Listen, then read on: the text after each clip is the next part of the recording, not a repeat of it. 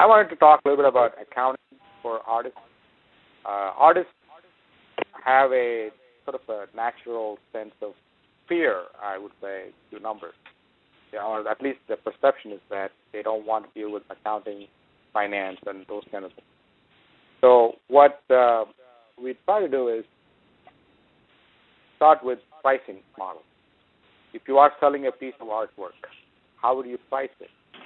And usually what the answer is, or at least what I get is, I don't know how to price it. And one of the things that then I say, okay, let's start with a cost of living budget. How much do you need to survive on a monthly basis?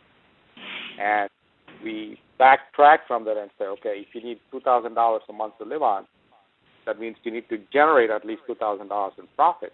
And if you're selling only paintings, or if it's a landscape, all you paint is on canvas and oil, and you're just selling landscapes, you need to sell X number of landscapes at X number of dollars so that you get profit that will allow you to take home $2,000. And that sort of seems to hit home because they usually look at, well, it doesn't cost me a lot of money to buy the paint or buy the canvas, and then I don't know how much time I put into this, but that's something that I do because it's my passion, and then how can I put a price on it? So that seems to work pretty well when we talk about things. And unit economics. So if you are then approaching it that way, what would the per painting cost be and how much would you sell it for? And this is where we look at the aesthetics of it, the marketplace, and how they would go about creating a pricing structure that they are comfortable with. And there's also this perception that I don't want artists think, at least students that I run into, seem to have a real apprehension towards, I don't want to be viewed as a commercial artist. I don't want to create artwork to make money. I'm doing art because that's my passion, that's what I want to do.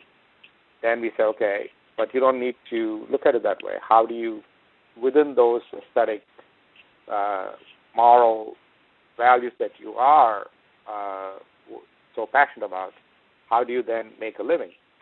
So then we talk about, okay, if you are able to sell X number of paintings, what sort of cash flow would you get out of it? Then we look at startup budget, and very basic. Most of the things that they do can be done out of their apartment. And a lot of our students, I encourage them to exchange services. We have musicians, we have filmmakers, we have dance studios people.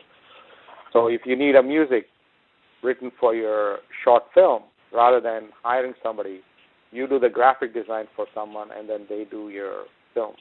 And I'm not sure why, but students get into this silo mentality and then they don't talk to each other. And so we encourage that.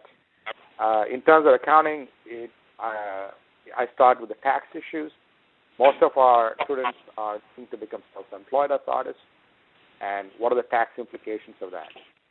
And a lot of our students, for some reason, do not track expenses, so I actually get them to track everything that they spend money on every day for a month. And then we look at it, and it's amazing how much they realize that they are, or they're not sure how the money goes, but now they realize that they're spending $200 on Starbucks every month instead of going to McDonald's and getting a coffee or getting it from the department. So we track the expenses, and then we try to categorize them. And I actually talk about a shoebox. I actually bring a box, and I say, well, just create boxes. Put all the receipts for your personal stuff in one box, all the business stuff in another box. And it's some of the basics that seem so obvious that somehow seems to escape, at least in our case, in my case, artists and my students. And then we talk about how it is always beneficial to convert as much as possible fixed cost to variable cost. And it makes, especially when you're starting out, do as much as you can to not incur any recurring fixed cost. And managing cash is everything.